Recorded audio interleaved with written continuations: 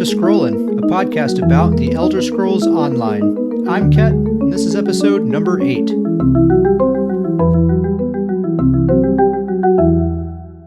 So, PTS, public test server version 5.2.0 is now accessible. So if you are interested, you can log into that and start testing out this upcoming DLC pack called Dragonhold. The DLC pack will consist of a new zone, Southern Elsewhere. It'll be the conclusion to this year-long story that we've been following along with this Year of the Dragons DLC series. So this will be the end of that story. There will be a bunch of collectibles and crafting styles, costumes, that kind of stuff. You'll be able to unlock the final wing of the Hall of Lunar Champion. That it's kind of like a player house, I guess. And as far as I can tell, there isn't any group PvE content. There are no dungeons or arenas or trials or anything like that. It's just a zone with some story content, some quests. There'll be more dragons to fight and that kind of stuff, and world bosses. But that's about the extent of that. They'll also be implementing the activity finder improvements that they had talked about before. That'll be happening this patch. I'm really looking forward to this. It's something we've been needing for a very long time. They say that the UI, the interface, will still look the same. It'll still act the same as what we're used to, but the back end has all been recoded, and they say it's a lot better now. They say we'll notice a couple of changes. Most of the stuff we won't notice. It's just kind of behind the scenes performance stuff. But there are a few things that we will notice. A couple of them are, so now in dungeons, when you're finished with the dungeon and everybody drops out of the group, the timer that starts ticking down to port you out of the dungeon now takes 2 minutes. So they're giving you some extra time there so that you can hand in quests, maybe chase down a chest or two, and you don't have to rush around so much. I think that's a really nice thing. Now, if somebody drops out of the dungeon early before it's finished, then that's just a 10-second timer to port them out of there. And they said that's so that the activity finder can just start finding a replacement sooner. Is the point of that. I think those are both nice little changes there. In Battlegrounds, here's one that I'm really excited about. So in Battlegrounds, when you accept a ready check, it immediately ports you into the battleground right then. And then if the finder can't find at least 3 players per team in 5 minutes, the battleground will close and everyone will be ported out without a penalty. So maximum, you'll be waiting 5 minutes. And if you can't get, and if the match can't start within that time, then you're out of there, no penalty.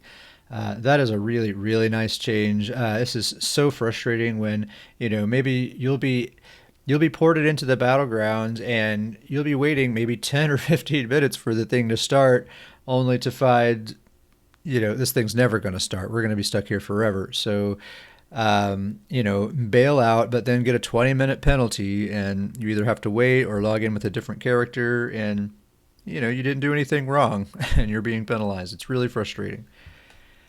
So I'm glad that they are addressing that. That's going to be a really nice change right there. They also said that they're implementing some memory management overhauls. So I guess just the way the game utilizes RAM in your computer, it's going to result in fewer crashes and possibly slightly better frames per second. That's what they say.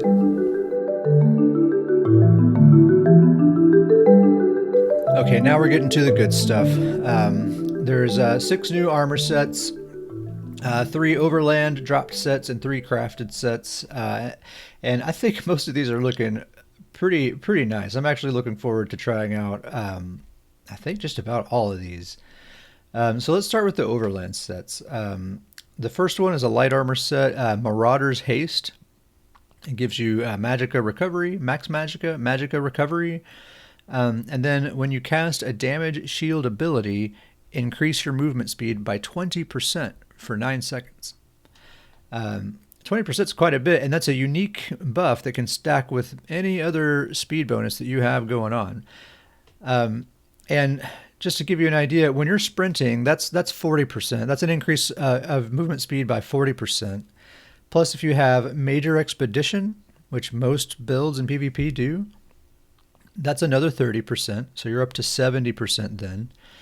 Now, if you're wearing this set and you cast a damage shield, that's another 20%. So you right there are at 90% of the speed cap, 90% of as fast as the game will let you go, right there, just by sprinting and having Major Expedition and using this set. That's it. You put on 2 swift pieces of jewelry and you're at the speed cap. You're there. I think it's pretty nice giving Magicka builds the option to be highly movable, really fast. I like that, and I'll, it's very common for Magicka characters to use damage shields in PvP. So that's a really neat idea, and it's a recovery set as well. It gives you some good recovery stats, and it's pretty common for players to wear a like for one of their 5-piece sets to be a recovery set. So this could just count as your recovery set, and you're getting that nice speed boost from it as well. I think that's a really good idea. And it can work off of any damage shield, so that opens it up to pretty much anybody. The next one here is a medium armor set, Dragon Guard Elite. You get weapon critical, weapon damage, and stamina recovery. And then the 5-piece bonus says you gain a stack of Dragon Guard Tactics for 5 seconds when you deal direct damage to an enemy from the front or sides, up to 5 stacks. So anywhere except behind them. You can get up to 5 stacks. Each stack of Dragon Guard Tactics increases your weapon critical by 476. And you can only gain 1 stack per second. I think with all 5 stacks, that is 2,380 critical. I'm not sure how the math factors that into the percentage critical chance, but it sounds like a lot. Sounds like a lot of crit there. I think that, could be a decent, just kind of easy to get go-to DPS set. Maybe not OP, but it would definitely get the job done. If you're just maybe a new player or someone who just doesn't feel like grinding out a bunch of difficult content to get the BIS gear, maybe you can just get a set of Hunding's Rage and this set here, and maybe that would be good enough, to do vet dungeons and stuff. Seems all right. Seems fine, yeah. This is probably the least exciting one of the bunch. It's not bad at all. It's just maybe these others, as we'll see, all of these are really cool sets. This is probably maybe the least exciting as far as I'm concerned anyway. And then the heavy overland set is called Essential Defender. You get max stamina, max health, and max magicka. So you get all 3 max stats. And then the 5-piece, dealing direct damage with a non-heavy attack, grants you 1 persistent stack of Essentials Duty, up to 10 stacks. I think persistent stack means it stays with you for the full duration of combat. As long as you're in combat, you keep the stack and it doesn't expire. Kind of how Merciless Resolve works. So you can get up to 10 stacks of this Essentials Duty. I like these names, these stacks they come up with. So any non-heavy attack. So I guess a light attack or just like an active skill ability gives you a stack of this stuff. And then after dealing damage with a fully charged heavy attack, you restore 535 stamina and magicka for each of those stacks, and you consume them as well. And you gain 1 stack per second. So that is, if you have all 10 stacks up, that's 5,350 stamina and magicka that you get back from a heavy attack, on top of what the heavy attack already gives you. So like, for example, if you have a shock staff, like a lightning staff, and you do a heavy attack with that, that gives you, I think, like 3,600-ish magicka back. So add 5,350 on top of that, so you're looking at like 9,000. Like 9,000 resource return from a heavy attack. That's a whole lot. I like the idea of the set because it basically makes your heavy attacks be the entire source of your sustain, and you can just kind of forget about sustain otherwise. I imagine you could put together a build with this basically being your sustain set, And then you just dump everything you have into damage. All your glyphs damage, use the Warrior Mundus, you know, all the damage you can get. And then once your main resource bar, gosh, I can't talk. Once your main resource bar is drained, then just fire off a heavy attack. You're basically full again, and then you're back in the fight.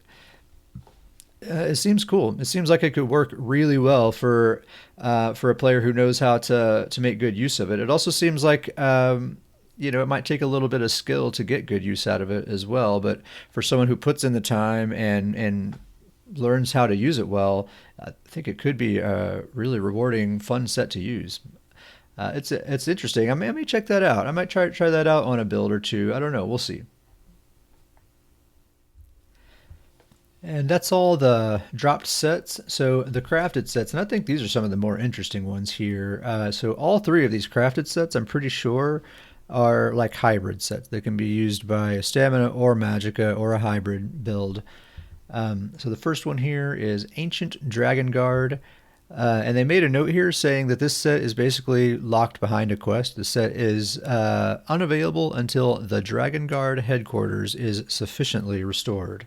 So I'm guessing there's a quest or a sequence of quests you need to complete before you have access to this area, and then you'll be able to get to the crafting station. I don't know. I could maybe see some players finding that annoying, but I think that's kind of neat. Like, hey, you have to do the content. All right, if you want this thing, you have to play this content we made. So you get max health. The 3-piece bonus, you get weapon and spell damage. For the 4-piece, you get weapon and spell critical. And then for the 5-piece, you gain 300 weapon and spell damage while your health is over 50%. And you gain 3460 physical and spell resistance while your health is below 50%. It's a really cool set. So, I mean, I guess it could be useful in PvE, but to me, I mean, this is absolutely a great PvP set. So while you're above half health, it's basically Julianos or Hunding's Rage, more or less. Then when you're below 50% health, you lose that big damage buff, and it turns into a resistance buff, which is what you need at that time. The only downside is, you're getting that resistance buff, but you're losing all that weapon or spell damage, which means your healing will be that much weaker because it doesn't have that much stats backing it up. But I think you'd probably still be coming out ahead just with that nice. That's a pretty fat resistance bonus to get there. I absolutely expect lots and lots of people to be trying this thing out. It seems really nice, especially in no CP. In a build, you have to choose. You basically get to choose 2 out of 3. You have damage, you have sustain, and you have defensiveness. And most of the time, there's only room to fit 2 of those things for the most part into a build, and you just have to do without the other. But this set here kind of lets you have all 3. You have damage and defense in one set, and then just throw a recovery set into the mix and you're good to go. You have it all. I don't know. It seems good. It seems like it could be OP if it didn't have that 50% where it turns into one thing and then it's another thing. I don't know. It makes it seem fair. And it's not like an astronomical amount of damage that it's giving you. It's kind of, in line with Julianos or Hunding's Rage, which is like the baseline, I would say. And I like that it has a line of health as well. It's kind of hard to get as much health as you want to have, especially in non-CP PvP. Sometimes it's difficult to get a good amount of health without sacrificing your other stats too much. So I think this is a really, really good looking PvP set. I fully expect people to be using this, and I'm definitely going to be trying it out. I mean, it's crafted, and I have a ton of mats, so there's nothing to lose by just crafting it and trying it and see how it goes. I think it's probably going to go well. The next one is Daring Corsair. So you get 129 stamina recovery, 129 magicka recovery. The 4-piece bonus gives you weapon and spell critical. And then the 5-piece, reduce the cost of your weapon abilities by 10%, magicka or stamina. And then after casting a weapon ability, gain minor heroism for 8 seconds. and that can happen every 8 seconds. So it's a yet another set that lets you basically have 100% uptime of minor heroism during combat. You just have to cast a weapon ability and it goes. And if you use a lot of weapon abilities, I mean, that 10% cost reduction is going to be pretty nice. So maybe like a stamina sorcerer. Stamina sorcerer uses a ton of weapon abilities. So this could be really nice for them. And plus, they already get some nice cost reduction for ultimates anyway. So getting that constant minor heroism, regenerating their ult all the times, they're just going to get that much more ultimate back all the time. Seems all right. Seems like a pretty decent set. Probably not going to be anybody's favorite set, but I could see some builds getting good use out of it. Seems like it fits into the game, I think. All right, and then the last crafted set, New Moon Acolyte. And I think this is the one that's gotten the most attention. It seems really darn interesting. You get weapon and spell critical, weapon and spell damage, physical and spell penetration, 1487 penetration. That's a pretty rare stat on an armor set. And then for the 5-piece, 481, you add 481 weapon and spell damage. But increases the cost of your active abilities by 5%.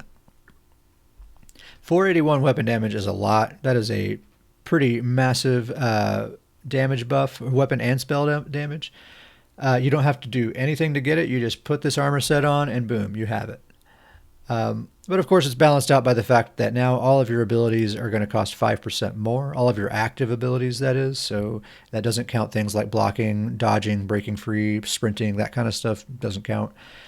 So I don't that one will be interesting to see. I wonder if that cost increase is enough to offset that huge damage buff. Especially, this is a crafted set. You could craft this in heavy armor and be really defensive, plus have a nice penetration stat, a lot of weapon or spell damage. You'll be able to put out a lot of pressure while being pretty darn tanky, but your sustain is probably going to be a challenge. So you're just going to have to keep an eye on that. And I wonder, if by the time you balance your build out so that you have enough sustain to get through a fight, if you're even really going to have that much more weapon or spell damage by the end of that, because you'll have to trade some of that off with jewelry, glyphs, or Mundus stone or whatever just to have enough sustain. So it may all balance out. This might end up being kind of an ordinary amount of damage once you round your build out and get your stats where you like them. I don't know. We'll have to try it and see. I'm just I'm surmising. I haven't actually tried it out yet, so I don't know. So that's it for the new sets. Now, they did rework a bunch of the 3-piece sets. So sets like Agility and Willpower. Those have been buffed just a little bit. So it's now 1752 max stamina and 206 weapon damage instead of 1451 and 193. And the same deal with Willpower. It got the same bit of a buff. The endurance, the 3-piece endurance set. So the 3-piece bonus now gives you 618 health recovery instead of 193 stamina recovery. And the 2-piece is 1928 max health instead of 1596 max health. So the 2-piece gives you a little bit more max health than it did before and a whole bunch of health recovery instead of stamina recovery. 618 is quite a lot. I imagine if you're wearing this 3-piece endurance set and like a Troll King monster set, that you're going to have really good survivability right there. It's going to amplify that health recovery quite a bit wearing Troll King. You could probably just have Vigor slotted as your one and only heal, and that would be enough to stay alive a lot of the time, I bet. That seems cool. And it's a neat way to make this set seem enticing. I feel like for the most part, these 3-piece sets have greatly fallen out of favor ever since two-handed weapons have started counting as 2 set pieces. I feel like people have more or less stopped using these altogether, except for a handful of like niche builds. So the fact that they're buffing these up a little bit and kind of reworking them, I think people are going to start trying them out again. Some others were changed. I'm not going to get through the details of all of them, but just to read out their names in case you want to check them out. Blessing of Potentates got changed up a little bit. Eagle Eye, Grace of the Ancients, Vengeance Leash, Wrath of the Imperium. All those have been touched on a little bit. They were most of them, from what I can tell, they were either buffed a little bit or adjusted to fit some other kind of function. So if you use those, or if you've ever been interested in those, or if you think you might be, check those out. Look up the PTS notes and see what's going on those. I will put a link to the PTS patch notes in the description of the episode. And they did touch on some 5-piece sets as well. Most of them were just like bug fixes, but there were a couple of actual adjustments that are worth talking about. So the Blood Moon set increases the light attack damage bonus of this set to 55%, up from 30%, and then reduce the cooldown to 15 seconds instead of 18 seconds. It also says your melee light attacks no longer need to be critical damage in order to generate a stack. So basically, they just buffed that set quite a bit. This is a great set for werewolves, and as we'll see here in just a little bit, we'll talk about werewolves might be needing a little help. I mean, I feel like they already need a little help. They might be needing a little more help.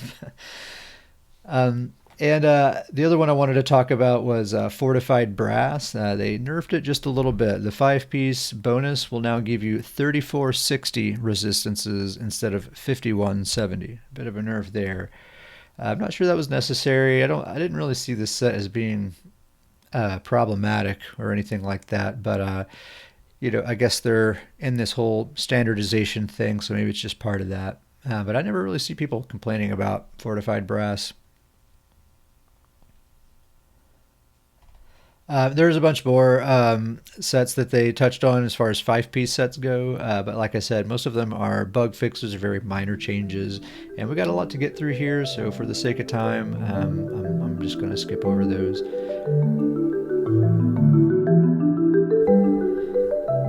So let's get into some of these combat and ability changes. This is probably where we'll spend the majority of our time here. This is going to take a little while to get through because once again, it's quite a bit, and a lot of it is pretty drastic. So we'll start with the general stuff, and then we'll get into the class-specific stuff. So to start, damage over time abilities are once again being adjusted. So right now on the live server, on the current live server version of the game, dots deal about 150% more damage than a typical spammable, like the total amount of damage that the dot does from beginning to end. It'll be about 150% more damage than a spammable ability if you compare them. Well, now on this PTS server that's live right now, on the current version of that, they've changed that so that dots will deal 25% more damage than a spammable rather than 150% more. So quite a bit less. They've reduced them quite a bit to the point where they're even weaker than they were this before this last patch went live. And of course, we know dots were massively buffed this patch to the point in PvP where it really makes life kind of miserable. It really does. They're a lot to deal with, and if you don't have a cleanse slotted, sometimes it's just basically impossible to out heal all the dots ticking away on you. So they got a lot of feedback about that. Obviously, people have been pretty vocal about how difficult dots have been to deal with. And so they're responding to that, but they're responding to it in a pretty extreme way. And now dots are going to be even weaker than they were before, like before this massive buff that they received. And I don't know, I don't think anyone really thought dots were much of a problem before. And I think a lot of people are just kind of left thinking, like, why did we start messing with dots in the first place? But I get it. They're trying to standardize everything. Dots were not standardized before, so now they are. But now they have to figure out, okay, now that they're all the same, how much damage do they need to do? What's the right amount? So I don't know. They're dialing it in. Maybe they have to go to the extreme ends of the spectrum and then start kind of dialing it into the center bit by bit until they find the sweet spot. Maybe that's just how they have to do it. I don't know. I've never been in video game development, so I really am not sure. But that's a possible explanation that would make sense why we have these like drastic swings from one end of the spectrum to the other. Um, so also, AoE dots will now match the damage of single target dots. So right now they do about 33% less damage than a single target dot on average. So now AoE dots will match the damage of a single target dot, but they will cost 66% more. They're going to be way more expensive.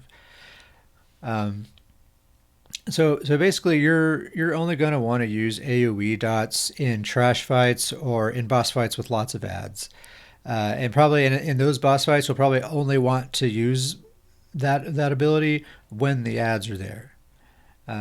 You'll probably still want to use like elemental blockade, the Destro staff skill. Especially if you have a VMA staff, you probably still want to use that ability no matter what.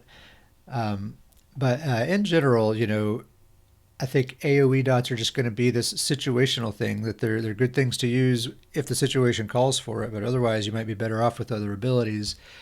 That might be an okay direction. I think dots in general right now on PTS are just way, way too weak. They're just not, they don't really get the job done right now. So I expect them to be buffed a little bit. And this might be a good direction for AoE dots. They still do good damage. If they balance this out, assuming they'll get buffed later, I have to assume they will. They do sufficient damage, but they cost too much to just use all the time. So you're only going to want to use them when you really need them. Seems like that could be okay. And the standard duration for dots now is 10 seconds instead of 8 seconds.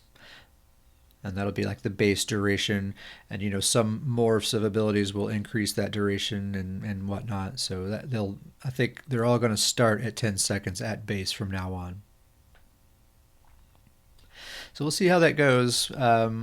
That's all for dots. They're also adjusting the way sprint works a little bit. They said they've kind of changed how the server handles sprinting in general to make it a little more efficient. They said that you'll notice your stamina bar drain more smoothly while you're sprinting, and the cost of sprint in general is quite a bit less, they say. And I logged on to PTS last night for a little while, and I tested some of this stuff out, and I definitely could tell that my stamina bar was draining much, much more slowly than it normally does when I was sprinting. Now, granted, I was on an orc character at the time, so they get some cost reduction anyway. But I play a lot of orcs. I'm used to that, and it still seemed like quite a bit of an improvement there. And I like that. I like sprinting a lot. I like making characters that move really fast. I use the heck out of sprint. So that sounds like a great thing to me. They've also changed up how mount sprinting works a little bit. So for one, now when you run out of stamina, when your mount runs out of stamina, they will stop sprinting. Just the same as when you're sprinting on foot. It's going to work the same way. Sounds like a really bad thing, but they say the stamina is going to drain way slower. They also say the stamina pool is much bigger and the recovery rate is much, much faster. And on their live stream, they said it would take a few seconds for the stamina bar to refill, and then you can start sprinting again. So it seems like it might not be so bad. You can't infinite sprint on your mount anymore, but if that stamina bar drains really slowly and then refills very quickly, maybe that'll be fine. Maybe that'll be all right.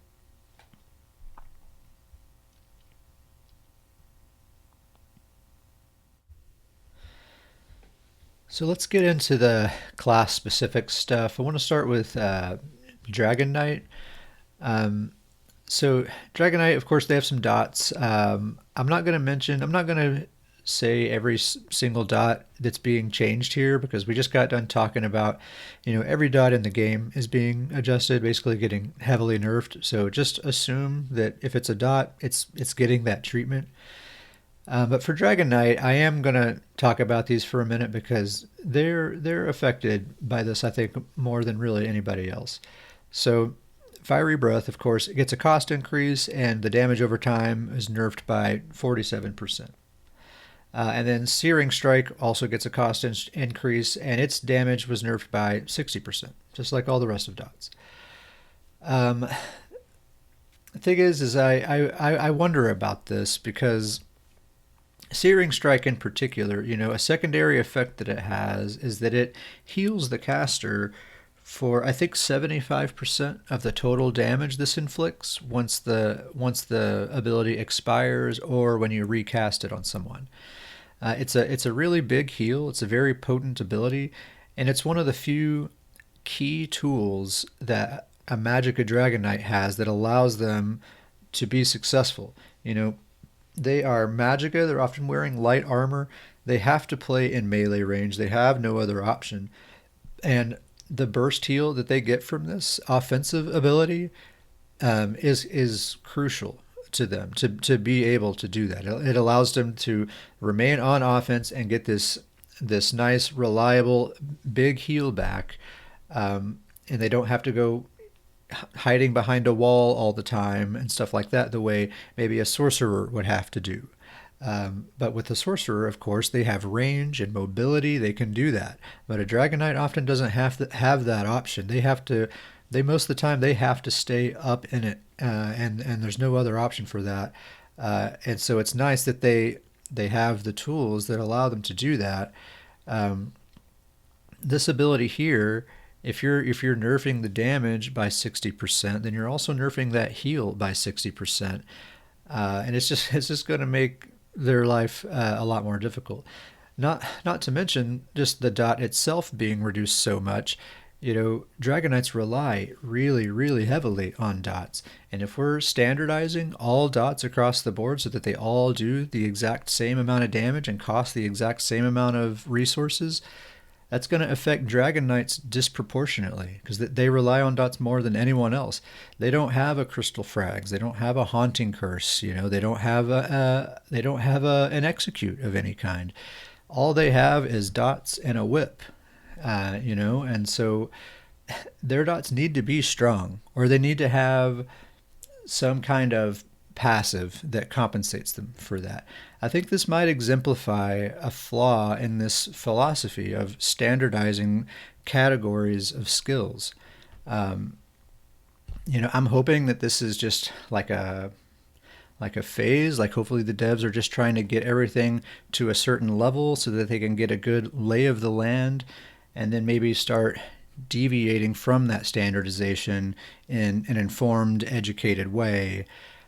That's really what I hope the plan is, because I think the standardization is really going to hurt the Dragon Knight. At least right now it's looking like DKs are not in a good spot at all. On PTS on live right now they're doing really good because dots are really strong, and again that disproportionately affects Dragon Knights, and so Dragon Knights are disproportionately strong. Um, so I don't know what the solution is. If everything must be standardized and they're like totally married to that idea, maybe maybe they could look at some of the DK passives to give that damage back to them that way. Like the combustion passive, it increases the Dragon Knight's damage to burning and poison status effects by 50%. So maybe they could increase that. Maybe that it could increase the damage by 100%. So yeah, all dots are super weak, but Dragon Knight gets this super potent 100% increase to burning and poison damage, and maybe that's what it would take to put their damage back on par with other people. I'm just pulling arbitrary numbers out. I don't know if that's the right number or what, or if that's even the right solution.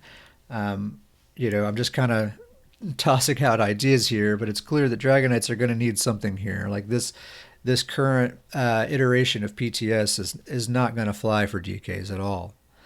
Um, so I'm not. I'll move on from that. I think that I really hope that that's something that they're talking about and are coming up with solutions for. I love Dragonite. I think it's a really well designed class, a really well balanced class. And when you see someone who's good with a Dragonite, like a good player who's really rocking with a Dragonite, you know that they are truly a good player. There's no cheese happening. Maybe this patch there is because dots are so strong. Maybe there's a little bit of cheese going on there. But typically, to be good with a Dragonite, you need to be a good player. And I like that about them. And if you put in the time and you learn how the class works and you get good with them, it's so rewarding because they are very powerful. And it would be a real shame to see them just kind of become not so great. So, moving on, molten weapons and morphs. So now all versions of this skill will give major sorcery and brutality. So you get your spell damage and weapon damage buffs from the base ability and all morphs. And then the igneous weapons morph increases the duration to 45 seconds instead of 35. Um, I don't think this is nearly enough to make Dragonites want to use this skill, to be honest. But this is just another part of the standardization that they're doing. And we'll see as we go. They're doing this to basically all skills that give these damage buffs. They're putting both damage buffs in all of those skills so that a stamina or a magica build can use whatever version of that skill they want to use, and it's going to work for them. So I don't think they're necessarily trying to make this ability more enticing. They're just standardizing this specific category of skills, and that's just what they did. Um, Dragonites do not use this skill, or at least not very many Dragonites use this skill because it's pretty expensive. It costs like 4,000 magicka, and basically all it does is gives you major sorcery or major brutality, and really nothing else. Um, I mean, technically it has secondary effects, so it gives those damage buffs to your allies as well. So that's something, but the thing is your allies already have those buffs. Okay, they don't need you to give it to them. They already have it and it doesn't stack. So that's useless. It's totally a waste. Um, and then and so you can choose a morph that either extends the duration of a spell or weapon damage buff that everybody already has, or you can choose a morph that increases the damage of your heavy attacks. And I just don't think anybody cares about that either. Uh, and it costs like 4,000 magicka. So really the only useful thing it does is it gives you weapon or spell damage, and it costs 4,000 magicka. It's really expensive. And let's compare it to another skill that's in the same category, like a self damage buff skill, the betting edge from the Warden. Uh, Gosh, let's enumerate the things that this skill does. It gives you your damage buff. It gives you your resource return, a really good one. It gives you a cleanse. It cleanses negative abilities. And it counts as a pet, so it activates all sorts of awesome passives that just make you more powerful. And it's free to cast. It's an instant cast. It's got it all, and it's free. It's an amazing skill. You compare that; it does all that stuff. Doesn't cost anything except a global cooldown to cast it. You compare that to molten weapons. It's like, what gives, man? Like, what in the world? It does all of that, and it's free. Molten Weapons does one of those things, and it costs 4,000 magicka. It seems outrageous. So I hope they come back to the skill at some point and make it cool. Do something more with it. I mean, I feel like at the very least make it free to cast minimum. I feel like even that wouldn't be enough to make people want to slot it because still it's just doing one thing that it's giving you a damage buff that you can get from other sources. Um, so yeah, I think this skill could use some more attention for sure. But moving on, so Stone Fist. So this is another ability that's another Dragonite ability that really doesn't get used all that much. I do see some people using it sometimes, but Most Dragonites would rather use Fossilize, I think, for their CC ability. The range on this doesn't really matter to a DK because they have to fight up close anyway. And if you're fighting up close and you want to stun somebody, why not use Fossilize, right? So it's been basically reinvented. So Stonefist is now a stamina-based spammable ability, and it deals physical damage. And it now has a 15-meter range instead of 28. So there you go. It deals 66% more damage, but no more bonus damage to targets that are stunned. No longer does that. And then I'm just going to quote them here. This ability no longer stuns the target outright, but instead applies a stack of stagger to the enemy. After 5 stacks, the enemy will be stunned by the next Stonefist cast at them, including from other Dragon Knights. So basically they can be stunned after every 5 attacks from this ability, then they can be stunned, rather than it just being an instant stun like it was before.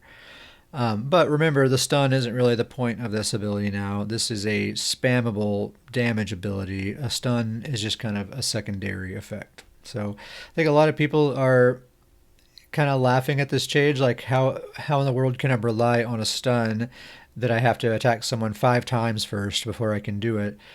I don't think that's the idea. I think it's just going to be like this sort of secondary thing that just kind of happens in the background. But what you're really doing is you're using this just to apply pressure, just to damage your opponent, and they'll be getting stunned periodically in the process. You'd probably still use Fossilize or maybe Turn Evil for a stun. I think would probably be what you would do there.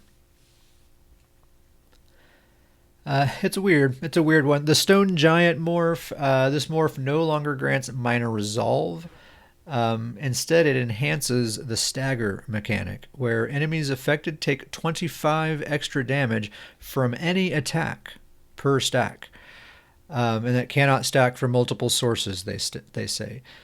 So if they have all 5 stacks of stagger on them, that means they take an extra 125 damage from all sources. So other players attacking them will be doing extra damage. That 125 doesn't sound like much, but if someone's being focused down by multiple players and they have 5 stacks of this stagger business on them, I don't know. That could potentially add up to a lot. I don't know. Is that it could? I see there being some cool potential there. I don't know how potent that really will end up being in practice. I feel like it'd probably be difficult. Like the team would have to really coordinate to try to really benefit from that, I feel like. But I don't know. Maybe I'm wrong about that. I tested this ability out. I logged onto PTS last night for a little while and tried it out. It's a spammable. It seems to cost a little more than a spammable should. I think it's like 3,000 something. I feel like any spammable needs to be less than 3,000 to cast. I feel like the animation is pretty weak. You can barely see the projectile at all. All I could really see is like a trail of dust kind of coming out of my hand. That's really all it looks like. It's very dull looking, honestly. And the audio effect is also really dull. It's just kind of this weak sounding thud. I imagine if you're like in a trial or in a battlegrounds with like a lot of stuff going on, a lot of sound effects happening, you're probably not even going to hear it at all, most likely. So it really doesn't feel very fun to use to me. It seems effective. I think they need to bring the cost down, and I think they need to rethink this stagger mechanic as well. I think honestly, off balance might even be better than stunning them, because with the stun, it's going to be hard to predict when that stun's going to happen. I feel like most of the time, and you might be giving your enemy CC immunity when you really don't want to a lot of the time. So I feel like taking that stun away and making it be off balance or some other thing, come up with some other idea. I don't know. I think having that be a stun is probably a bad idea. And I would really like them to rework the animation and the audio effect. I don't really care for it. But so the Obsidian Shard morph is still a healer focused ability, and they increase the healing by 3.3%. and it now deals fire damage instead of magic damage and heals 2 friendly targets instead of 1. So I think it's cool that they're trying to do something different with this skill. Like I was saying, it's not a very widely used skill, so there's not a lot to lose by trying to do something different with it. I think they need to keep trying. I think they need to keep tweaking it, keep trying some things. As long as they keep with it and keep trying stuff, I think they can get it into a spot where people like to use it. Possibly, I think honestly, making it visually more appealing and making the audio effect more cool as well, I think could go a long way. You know, those sorts of things go a long way to make people enjoy using abilities. I hope they take a look at that there. So let's move on to Nightblade. They actually didn't get much drastic changes other than the damage over time nerfs that everybody's getting. They're no exception. But they did get a few adjustments.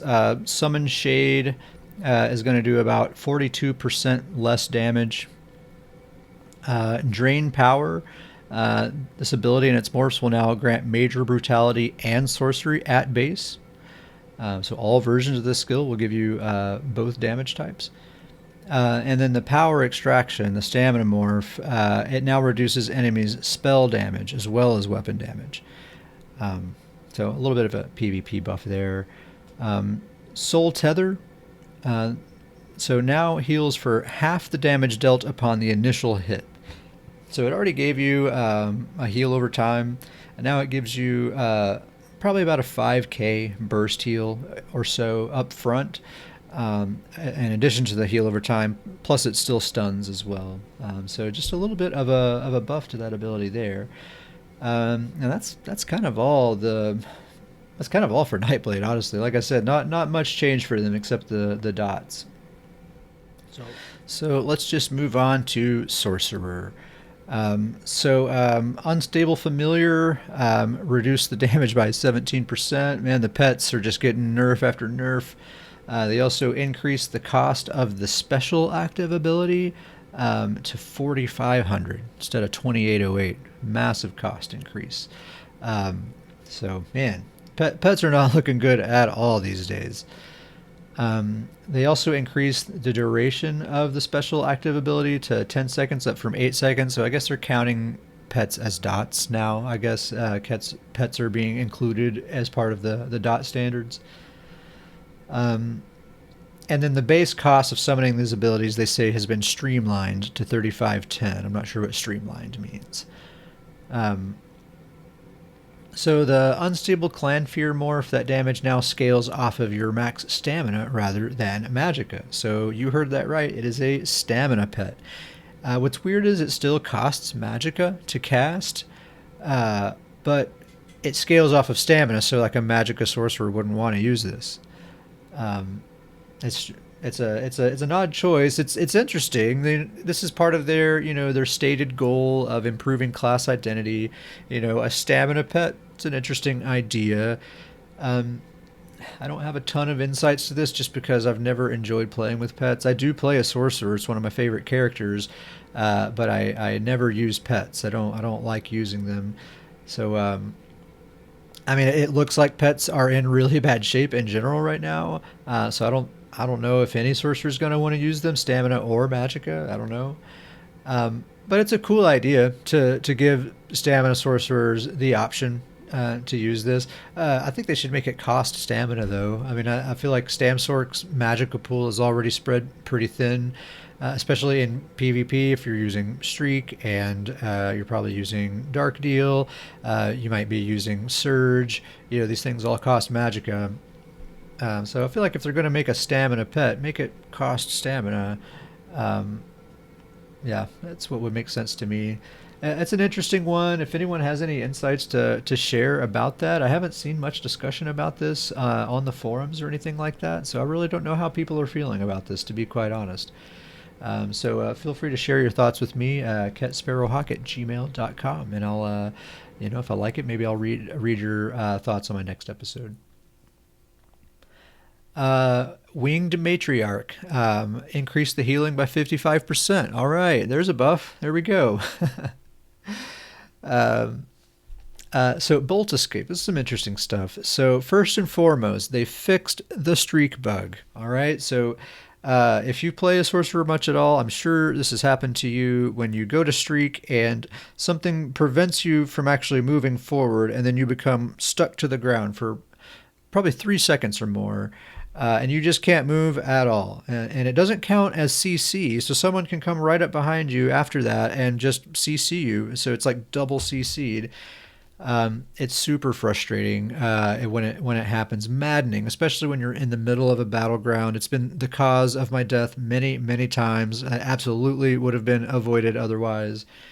So I'm totally glad. Their exact words, they said, fixed an issue where you could become stuck in place after attempting to cast this ability or any of its morphs when a target was outside your line of sight. So I guess I don't know what that wording means exactly, but I did log on to PTS last night and test this out for quite a bit.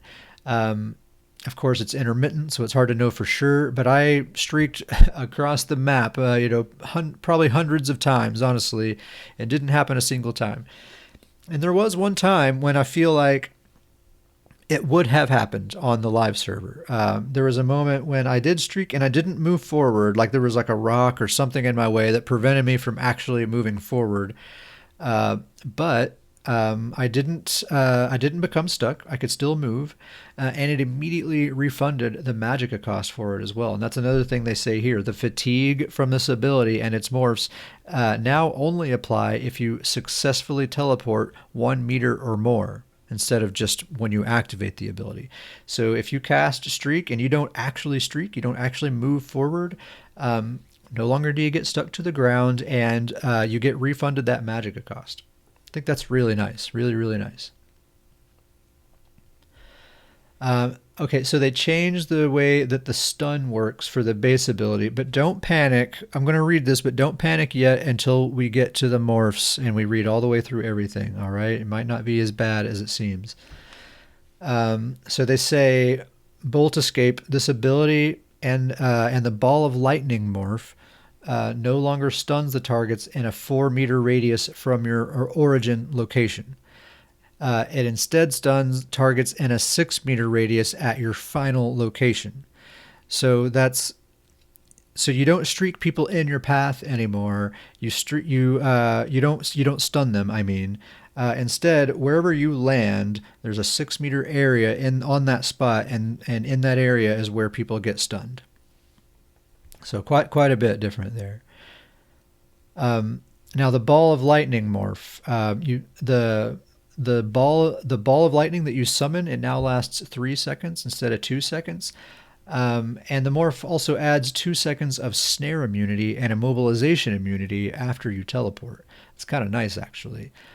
So yeah, that ball, it absorbs projectiles. So the idea is you're streaking away from people trying to get away, and that ball is going to absorb any projectiles or shooting at you. It just lasts a second longer now. Kind of nice. Plus, you get that nice snare and immobilization immunity. So that's a class built-in snare removal. On an ability that it makes sense, honestly, to use that on. You're probably using this ability to escape, to get out of trouble, and so snare and immobilization immunity in that situation is going to be very handy. So I like that, even though the way the stun works is a little bit different. I do kind of like that change to Ball of Lightning. And then Streak. All right, the Streak morph. This ability now creates a cone behind you after casting that damage and stuns enemies inside of it. The length is now 17 meters with a 40-degree arc. I'm not sure what those numbers mean, but I tried this out. I'll explain it here in a second. So yeah, a 17 by 40-degree arc, whatever, rather than being a 14 by 15-meter rectangle, the kind of area of effect that it hits.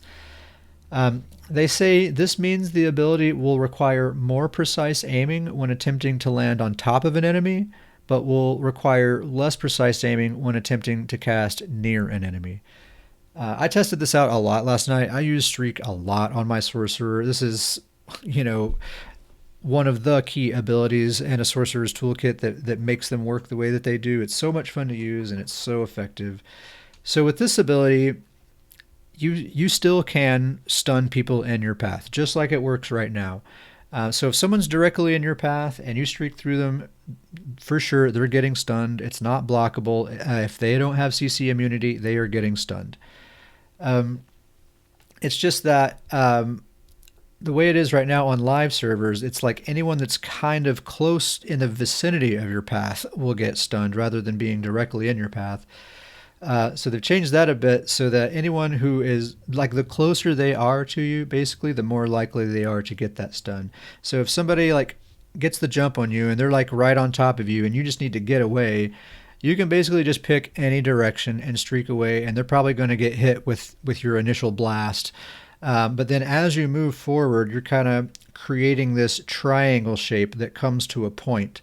And that's the area of effect. So as you move forward, it becomes more and more narrow, so that if you're trying to streak someone that's far away, you're going to have to like point your cursor right at them and land directly on top of them, more or less, in order for them to get stunned.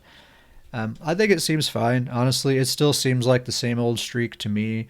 I was using it a lot last night, streaking around, just stunning overworld enemies and stuff. I didn't get into any PvP. I was just kind of running around in the overworld. But I tried it from a lot of different angles and a lot of different kind of scenarios that I tried to sort of orchestrate with NPCs and stuff. It still seems like the same old streak to me, only it's better because I don't get stuck to the floor anymore. So I like it. Seems good. Seems good.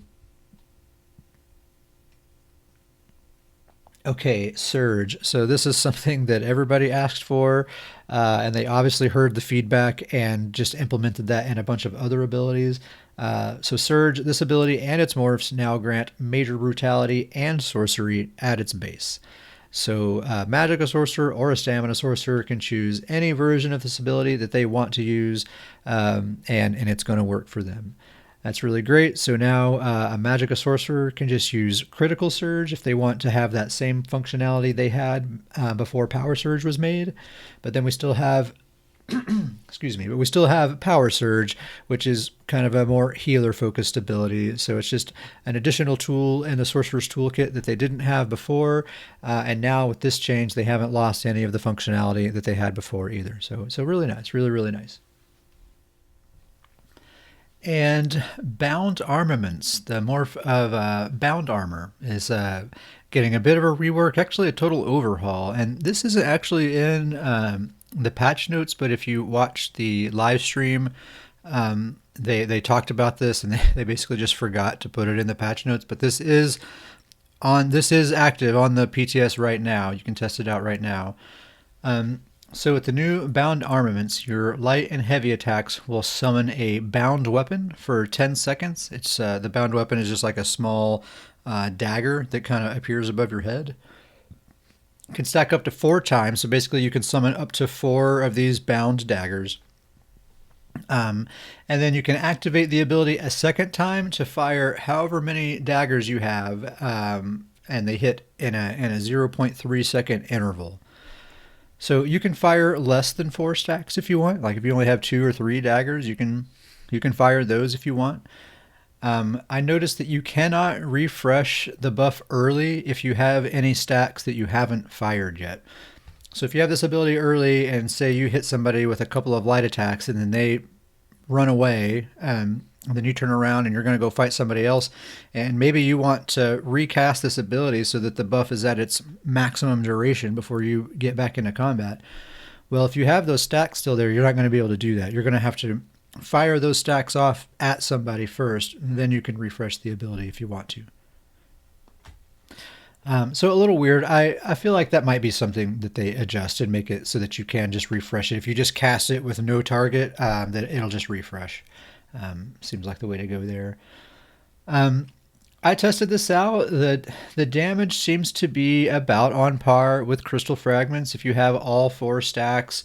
It depends on your character's stats, of course, but I just put together a basic build, and my character's stats, I think, had like 3,000 weapon damage fully buffed and like 30k stamina. And this was hitting for about 15k, a total of about 15k when I had all 4 stacks going. So really not bad damage. Although, kind of like with Stone Fist, I feel like the visual effect could really use some work. So, if you haven't checked it out or if you haven't seen it, what it looks like is like when you have all four stacks of daggers, they sort of form an arc directly above your head, kind of from side to side. And they kind of hover around a little bit, but for the most part, they're just kind of in this perfectly uniform arc with the blades of the daggers pointing directly forward. And if you turn your character's head and stuff, like the entire arc turns with you. It looks kind of silly, honestly.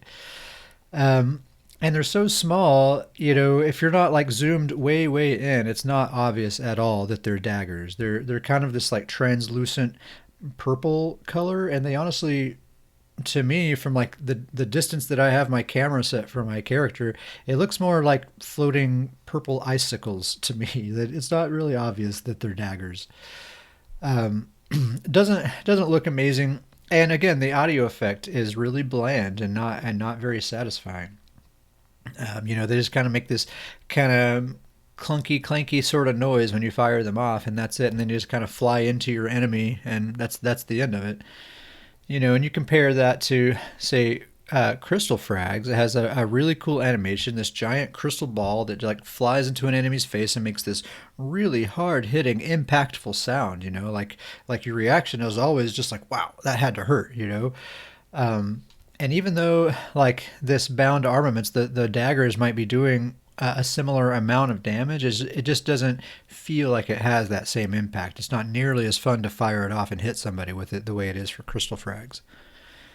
And that brings me to this question that I have, which is, why don't we have a stamina version of Crystal Frags? Um, the base ability of Crystal Frags is, of course, called Crystal Shards, right? And then it has a morph that you've probably never heard of because nobody ever uses it. It's called Crystal Blast. It has a cast time, it stuns targets, and it has like an AOE blast area when it hits. The thing is, it's just that stun isn't enough of an enticement because most sorcerers are just going to use streak. That's what they're going to use for a stun. And it has this cast time. It doesn't have the instant proc mechanic the way Crystal Frags does. So literally every Sorc uses Crystal Frags. They don't use this Crystal Blast ability. It's just sitting there collecting dust, doing nothing. Why not turn it into the stamina version of Crystal Frags? When you compare other classes that have similar abilities that are in this same category, like basically this delayed burst kind of ability, look at Nightblade's Grim Focus. It has a Magicka and Stamina morph. Templar's Backlash has a Stamina and Magicka morph. Warden's Shulks, Stamina and Magicka morph. Blastbones has a Stamina and Magicka morph.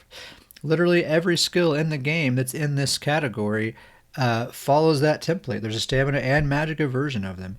Crystal Fragments is the odd one out, and it doesn't make sense because it has this unused morph, this Crystal Blast morph that nobody's using. It's just sitting there. Rather than put all this time and effort and add new assets and new animations trying to rework bound armaments, why not just make a Stamina Crystal Frags? It seems like the obvious thing to do. And then make bound armaments a defensive focused ability, the way the base ability is. It seems to be the clear thing to do here, and it's really perplexing to me why they don't do that. And it's also the obvious thing that will make every Stab Sorc happy, I think. I feel like if you just came out and said, hey, Crystal Blast is now the Stamina Crystal Frags, no one's going to complain about that. You're going to get nothing but praise for that change. Whereas with the new bound armaments, as far as I can tell, it's nothing but criticism. Why not just do the obvious thing? I feel like that's the no-brainer. I'm perplexed by that. It really is strange. I hope that they consider that at some point. I mean, it's so obvious. There's no way it hasn't been discussed internally. I mean, probably many times. I really would like to know the reasoning behind not doing it, because there's no way it hasn't come up. It's just way too obvious. So it's curious. I don't know. But at any rate, I guess that's all there is to Sorcerer, all I really wanted to talk about, so I'm just going to move on. So let's talk about Templar. First of all, the piercing javelin. This one's a little bit of a bummer, but I knew it was coming just because they've been doing this to all of these ranged CC abilities. The range has been reduced to 22 meters instead of 28. And they say they're doing that to make it fall into line with scattershot, and fiery grip, and other similar abilities. But it says the javelin and its morphs now ignore the target's physical and spell resistance. So that's kind of interesting. It doesn't do a ton of damage, but the fact that it ignores all resistance, actually is probably going to do an okay amount of damage compared to other skills that do observe resistance. So it's kind of cool. I mean, it'd probably be still a little too expensive to just straight up use as a spammable, but in certain situations, a Templar, you're a melee player, but sometimes you just can't quite get to someone, and man, sometimes they just have you're looking at an enemy who's kind of far away, and they just have a little bit of health left, and if you could just hit them with something, that's probably all it would take. So you could hit them with a power of the light and just start chunking javelins at them, and that often does the trick. And now, especially that it ignores spell resistance, could do the trick even better. You just have to be a little closer to them now, is all. So I'll probably live with it. 22 meters is okay, especially considering that mostly everything else a Templar has, you got to be close up to use it. So probably not a big deal. Puncturing strikes are just getting adjusted a little bit. So it now snares the closest enemy hit by 40% every time it deals damage, so as soon as you hit them with it, rather than snaring them by 70% just on the final hit. So I think you're going to have an easier time just landing those hits, because as soon as you touch somebody with it, it's going to slow them down. You're going to have just an easier time keeping them in that cone area of effect. Just because they're not going to be able to move out of the way nearly as easily, and you don't have to wait until that final hit for them to get slowed down. They're not being slowed down by as much, but they are being slowed down immediately. I think that's going to help a lot. Sometimes it really can be difficult to get all 4 hits of jabs to land, but when you do, man, it's a lot of damage. So that's cool. That's good. I think that's a good change right there. They also say that puncturing strikes is now properly considered direct damage attacks rather than a hybrid of direct damage and damage over time. And that's actually kind of a buff as well, because the fact that jabs is kind of multiple different damage types. It's direct damage, it's damage over time, it's also AoE damage. So it gets mitigated by a lot of different things. There are certain things that mitigate dots. There are certain things that mitigate direct damage. There are certain things that mitigate AoE damage. And so even though puncturing strikes does do a lot of damage, sometimes it's being kind of double and triple mitigated. So this is, I think, just going to help jabs just do a little bit more damage, because it's not going to be unfairly mitigated, at least not as much. So that's cool. Seems like a good thing. They also said they updated the visual effect to better sync up with its attacks. And I tested this out last night, and it's true. You really can see it. Like the little jab, jab, jab noise that it makes when you hit people with it. It really does seem to line up perfectly with the visual animation as well. I don't know if that really is going to help anything functionally. I don't know. Maybe not. But I do appreciate it. It's a nice little touch that just helps it feel that much better for sure. Backlash.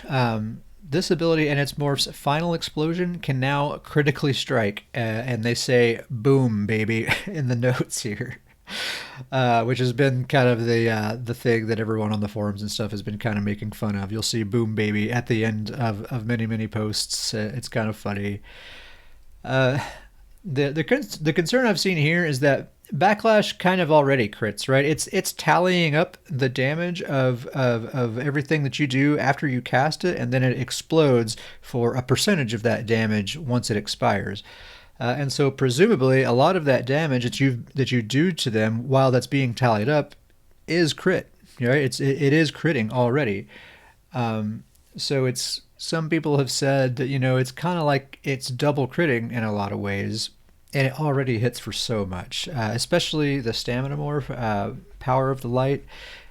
Man, you can get some really, really big tooltips on that. Even without critting, it can hit 20k easy.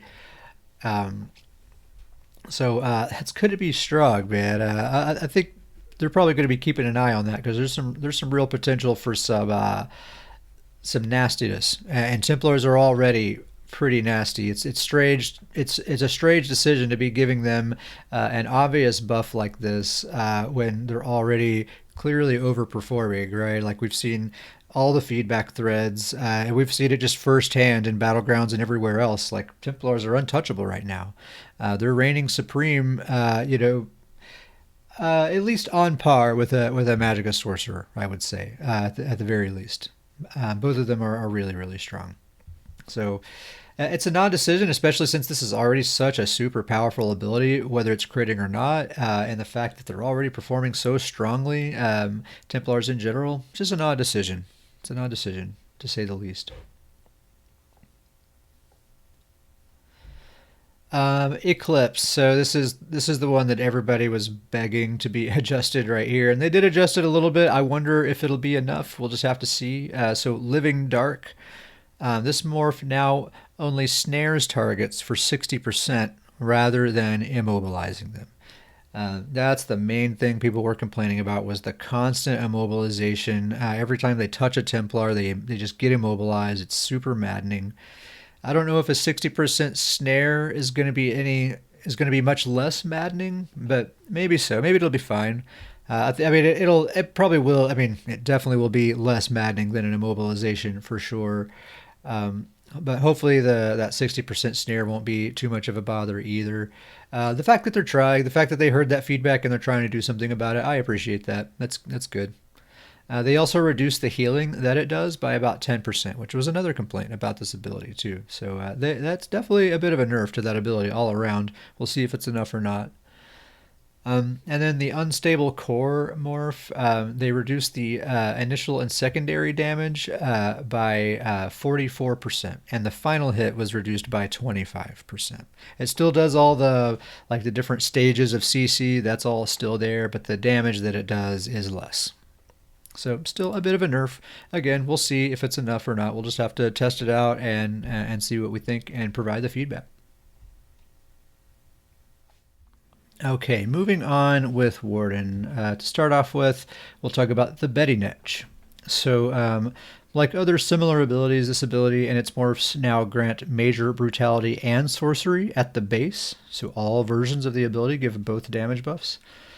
But the base ability no longer restores magicka while it's active. So that's gone. But it does now remove one negative effect from you every 5 seconds. And it also removes it upon your initial cast as well. So you can still just spam it over and over and over again, just like you always have. If you just want to remove one negative effect after another, you can still do that. But if you don't do that, it's going to be doing it automatically every 5 seconds as long as the ability is active. I think that's a really nice buff. They reduce the duration to 19 seconds instead of 22 seconds on the base ability. But then the morphs increase that duration. So then the Blue Betty gives you the magicka restore functionality back. And then they reduce the total duration to 25 seconds instead of 27 seconds. No big deal there. And then the Bull Netch, the Green Netch, same exact thing. It gives you the stamina recovery, and then the duration is 25 seconds. Massive buff. It's still free to cast. It's still an instant cast. We made the comparison between this ability and Molten Armaments earlier. It seems kind of ridiculous when you make that comparison, when you see all the things that this does and the fact that it doesn't cost anything to do. It's downright outrageous, honestly. It's a great skill. I mean, this seems like an awesome buff. I mean, I have a Warden. My Warden's absolutely going to be benefiting from this, and I'm going to be enjoying it, absolutely. It's not like I'm unhappy about this change. It's just that, man, it just makes certain other skills seem ridiculous in comparison. So I like this. I think this is fine. Totally keep it the way it is. Just look at those other skills and just make them comparable, I think is what needs to happen there. So dive's been reworked a little bit. So they say they reduced the damage of these abilities by 10% and increased the cost to 2,700 instead of 2,430. That is a bummer because one thing about dive, not many people use it, but it actually does do a good amount of damage. And that was kind of one of the things that did entice a few people to use it. That was one of the things. It's like, well, it actually deals a bit more damage than a lot of other spammables. It's going to do a little less now and cost a little more, so it's probably going to be more in alignment with other spammables. And then they added a new functionality. If you are at least 12 meters from your target when you deal damage with dive, then you will set them off balance. And then the cutting dive morph. This morph no longer reduces the cost of the ability beyond the standard stamina cost. It now applies a bleed to targets for 7 seconds if they are off balance, and that can stack up to 7 times. So you can have a 7 stack of bleeds on targets. So if you're 12 or more meters away, you hit them with a cutting dive, they're immediately set off balance, and then if you keep spamming it on them, they get up to a 7 stack of bleed damage ticking on them. I haven't tried this myself, but I've seen players give feedback that the bleed damage doesn't actually seem to amount to very much at all. But it's an interesting take on this ability, and I think what sub assault is like a 20-meter range. Is that right? So you have to be 12 meters away to get the off balance. So you basically want to be between 12 and 20 meters away from your target to kind of get all the benefits that your class can give. It's an interesting change. I don't know. I don't know about it. They're clearly trying to make class abilities more enticing. They want the players to slot more class abilities and less generic abilities, and we'll see with some of the changes they're making to weapon abilities and stuff. It seems to reinforce that idea. So this is their idea for this on how to do it. Honestly, the off balance thing there seems like it would make more sense on the Stone Fist change they made to the Stam DK ability. Seems like it'd make a little more sense there, but hey, let's try it. Let's see how it goes. I'm up for it. So Swarm, this is an interesting thing. So these abilities now apply minor vulnerability to the target for the duration of the dot. That gives the target extra 8% damage taken from all sources. It seems pretty darn potent, actually. And then they, of course, decrease the damage like all other dots by about 50%, they say. And then the Growing Swarm morph. This is now a stamina-based dot, and it deals bleed damage. The swarm no longer spreads to nearby enemies upon completion, but instead it deals damage to enemies in an area around the initial target, just on the initial cast. And the damage it'll deal to the nearby enemies is about 25% of what it will deal to the primary target there, they say. So that's cool. A stamina swarm. I think that's pretty cool. There's not a lot of class single target stamina dots, I don't think. I'm trying to think of some. I don't know if there are any. So that's pretty cool. That's a pretty cool thing. I think Wardens are going to be happy about that. And that'll probably synergize pretty nicely because it has a long range. And they have this, sort of kind of buff to the cutting dive. They can use those two things in combination and have a pretty good ranged game going on there. Seems like a bow warden it might be more viable than ever with that there. It's a cool idea. It's just if dots get buffed beyond what they are right now on PTS, because as it is right now, it's like, yeah, cool. Stamina morph of swarm is cool and all, but dots all suck right now, so I don't want to use any dots. So if we buff dots up a little bit, then that'll be a lot more exciting for sure. Arctic Wind. So they've basically reverted this ability back to what it used to be. They say this ability and its morph have regained the original function of Arctic Blast, and they deal frost damage in a 6-meter radius around the caster while the heal over time persists. And the damage scales with your max magicka and spell damage to prevent compounded power for tanks, they say. So it's meant for magicka wardens specifically. The Arctic Blast morph, I feel like I'm the only person in the world that's a little upset by this because I actually like this skill as it is right now. But It's no longer going to be the way it is now. They say it no longer converts the ability into a projectile stun. Instead, the ability has inherited permafrost's old functionality. We haven't talked about permafrost yet, but we will here in a second. So enemies will be stunned. Enemies who are hit 3 times with this ability will be stunned, and it cannot be blocked.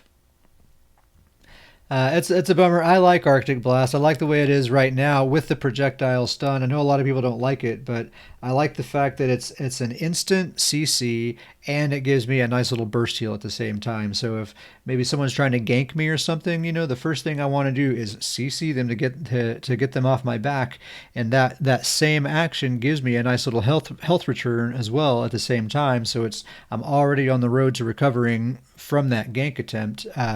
While I'm getting the person off of me for a second. So I really like the way it is right now. Um, you know, it's not going to be. I think it's not going to be as useful by reverting it like this. But I know a lot of people seem to be really happy with this. So that's fine. I'll figure something else out on my Mag Warden. And so permafrost. So permafrost no longer stuns enemies who are hit multiple times. That functionality was given to Arctic Blast. But instead, it increases the duration up to 12 seconds. It's currently 8 seconds, so that's a 50% duration increase. Pretty wild there. It also increases the snare potency up to 70% instead of 40%. So I feel like that already almost compensates for removing the stun. And then here's the big one. Each tick of damage now applies the chilled status effect to enemies. And if you don't know, the chilled status effect gives the enemy minor maim, reduces their damage by 15%, the damage that they do. And plus, as we know, permafrost already gives your allies major protection while it persists for 12 whole seconds now. So it's already super powerful. It already makes your team nearly invincible while it's going. Plus now, any enemies in the area are doing 15% less damage to you on top of all that. Seems like too much. I understand they're trying to compensate for taking the stun out of it and they want to give something back. But I feel like they gave too much back. A 70% snare and a constant minor maim. I run with a buddy who rolls a Stam Warden he specs heavily into ultimate regeneration. Like almost everything in his build is all about regenerating ultimate. And even though permafrost is a pretty expensive ultimate, he has that thing up constantly. We are invincible a lot of the time in battlegrounds. And this is just going to be even more. It's gonna last 50% longer, which means his uptime is going to go through the roof. Plus the added minor maim. I really can't believe this. I mean, this changed to permafrost. Plus, if you slot the new Arctic Blast, then you get the same functionality of stunning enemies that are near you. You get all the same old functionality that you had before, plus all these buffs that are now being given to permafrost. It seems outrageous, especially when you consider the Betty Netch getting severely buffed as well. Wardens are looking like they're in a very, very, very good spot this patch. I think assuming this is how things will go live, which of course things are going to be adjusted over the next several weeks, so it's not all going to be just like this. But if we were to assume that this is the live patch, then it looks like a Warden all the way, Magicka or Stamina, as far as I can tell. Or Templar. Templar's still looking very, very good as well. And finally, Necromancer. Not a ton of changes to Necromancer, but a couple of them that are significant and worth talking about. So the Frozen Colossus Ultimate, this ability and its morphs will now only apply major vulnerability to enemies when they are hit by the final smash, rather than any hit. So the way it is right now, if anyone's hit by this ability at all, they get major vulnerability. Now it only happens if they get hit by that third hit. The thing is, man, that's actually a pretty major nerf, because if you're fighting any kind of halfway decent player, they're not getting hit by that final hit unless they're out of stamina and stunned. That's the only time that's going to happen. And in that case, they're about to die anyway, with or without major vulnerability. So it doesn't even matter in that situation. Um, Senseless, I think it's a senseless ability to change. I feel like this is a perfect ultimate. Yeah, it hits really hard. It's a very formidable ultimate, but it takes skill to land it. It's so easy to avoid. And we just got done talking about Permafrost, the Warden ultimate that just got some insane buffs. And compared to Necro, who not by any stretch of the imagination is coming anywhere close to overperforming in PvP, this just seems absolutely unnecessary. I don't get it. I do not get that at all. The skeletal mage, just like all other pets, the damage is reduced. Again, I think they're kind of considering these to be dots. The damage was reduced by 50%. Seems like a lot to me, especially considering pets are so unreliable. It's often difficult to control which target they're attacking or when they attack them. And yeah, it does. The skeletal mage does deal a lot of damage. It's true. Each of their attacks hits pretty hard, but just the unreliable nature of them, I feel like it's fair that they do hit hard, because who knows if you're even going to be able to really take advantage of that damage at the right time to get a kill. It's difficult to do. So I think that's senseless. I think pets need to be in a different category than dots. They don't work the same way. They're not nearly as reliable as dots are. That's just what I think needs to happen there. It's already really difficult to get good use out of this skill, and I've been trying. I've tried. I've been playing Necromancer quite a bit in the last several weeks, and again and again and again, the conclusion I keep coming to is I'm going to get rid of the skeletal mage or the skeletal archer and maybe just put a dot or some other buff ability in its place, and I seem to have better success with that. And I know results will vary from player to player, but that's just has been my experience. I feel like this ability does not at all need to be nerfed. And then Boneyard, like all other dots, it was nerfed. So that's all the class changes that I wanted to talk about. At least there's some that I skipped over, but I tried to just touch on the juicy stuff. I'm going to take a little break, and then we'll talk about the last handful of changes with weapon abilities and guild skill lines and stuff like that, and then we'll close this thing out. So I'll be right back. Okay, let's talk about some of these weapon abilities here. We'll start with the two-hander. So, of course, the dots, Cleave and Stampede, were nerfed just like all the other dots. The important one to talk about here is Uppercut. So they have reduced the damage of this ability by about 16%. This ability just kind of keeps getting the hammer, honestly. And then Dizzying Swing. This morph no longer knocks the target back and stuns them, and instead sets them off balance for 7 seconds. This has gotten a lot of backlash. I think this is a major bummer. I don't actually use this skill. I don't like the cast time. I've never used it. It's just never felt good for me to use. But I've always thought that it seemed like a well-balanced skill. It hits really, really hard. It can be devastating, but you have to have some skill to get it to land. It always seemed fair to me. Honestly, the old version of Dizzying Swing, before they started toying with reducing cast times and all that sort of stuff, back multiple patches ago, before they ever started messing with it, I thought it was perfect. It was a little difficult to land, but then when you did land it, it hits like a truck. It's so satisfying. It's a very rewarding play style, and it's one that a lot of players really enjoy. And it's true, Dizzying Swing has started seeing a lot of use recently, this patch. It's mostly because a lot of people are wanting to use Onslaught. A lot of people are equipping a two-hander because they want to use Onslaught. And Dizzying Swing is just a perfect companion for Onslaught. You stun them with Dizzy, and then they're a sitting duck for that big crack in the skull with Onslaught.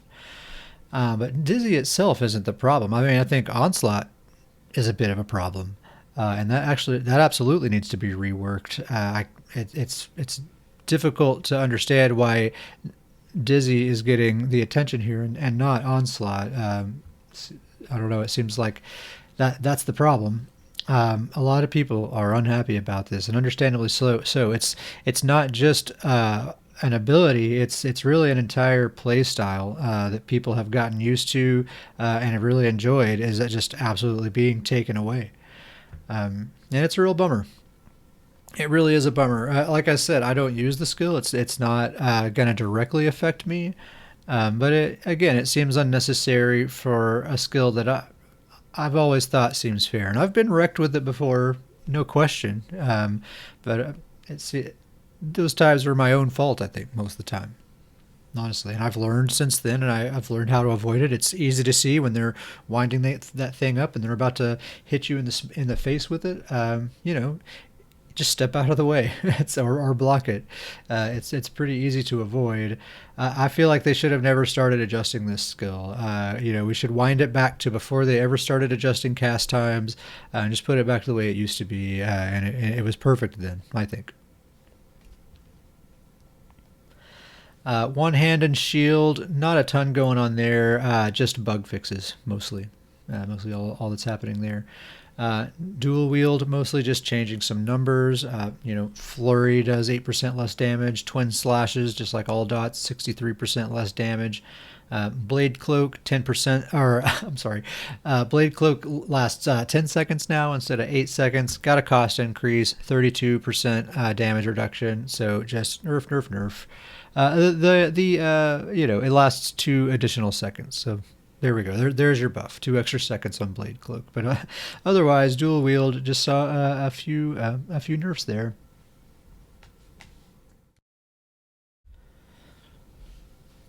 For the bow, of course, Poison Arrow and Volley were nerfed just like all other dots. And then Scatter Shot, the Draining Shot morph. So this morph no longer knocks targets back when you hit them. Instead, it reduces their movement speed by 60%, and it still kicks a heal back to you when you hit somebody with it. The Magnum Shot morph is still the same, hasn't changed at all. It still knocks targets back. You just don't get that heal back. So if you want to use a morph that heals you, you're not going to get the stun. It's just going to snare them. And if you want to stun somebody, it's not going to heal you. And it seems like they've made a decision that stuns and heals should not be on the same skill across the board, is what it looks like. Well, except for, I guess, instant stuns is what I should say. Instant stuns. I was going to say Arctic Blast heals and stuns, but it stuns after hitting them 3 times. So there you go. Yeah, I guess they just don't like that.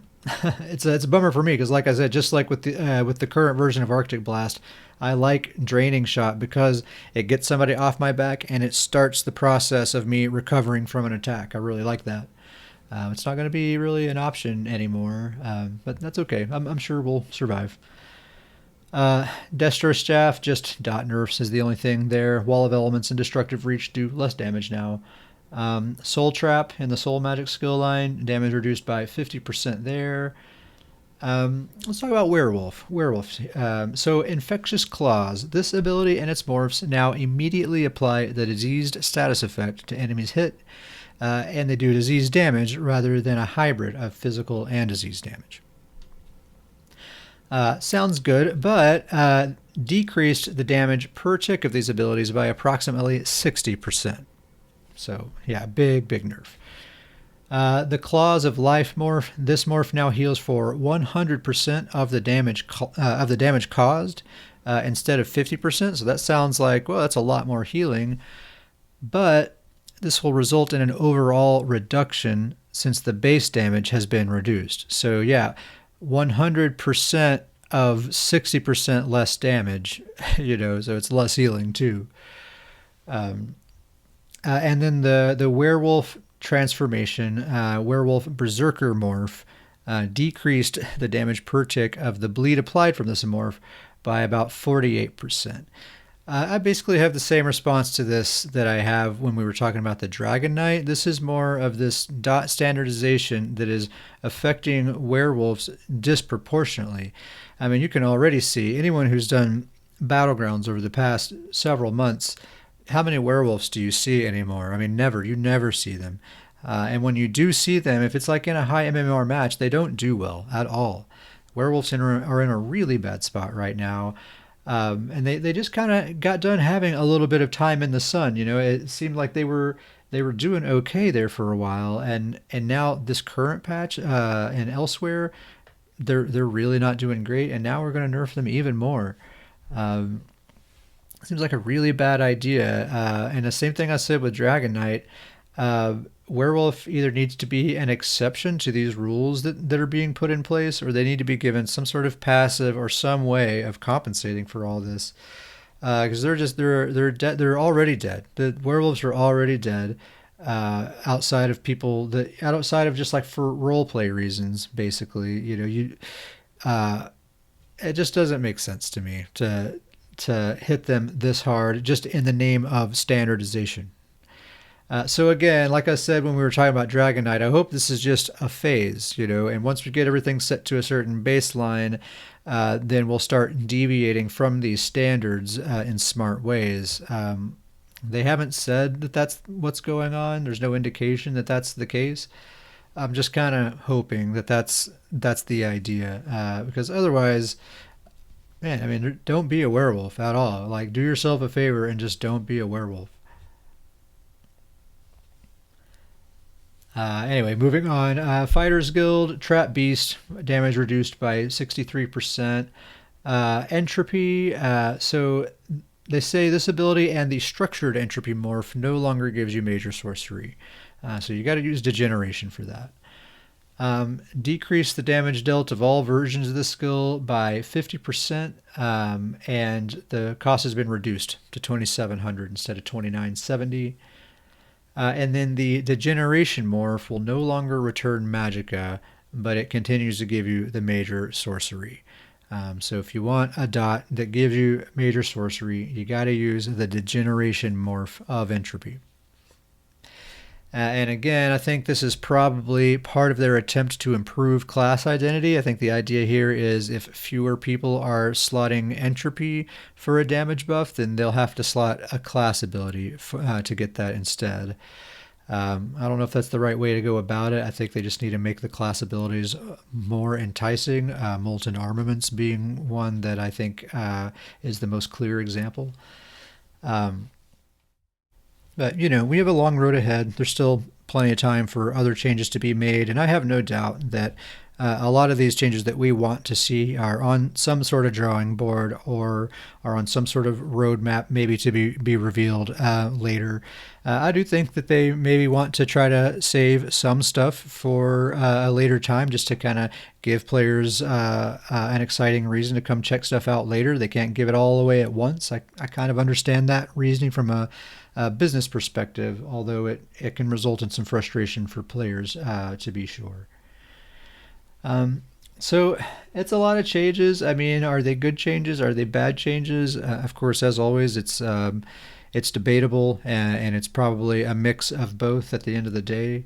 I think the biggest thing is just the fact that these changes are so frequent and so drastic, and often kind of jerking the player base in opposite directions. Like when Elsewhere dropped, we saw a massive, gigantic buffs to damage over time abilities, and now with this patch, we're looking at major nerfs to damage over time abilities to the point where they're weaker than they were before this patch. And so we went to one extreme, and then 3 months later, we're going to the opposite extreme.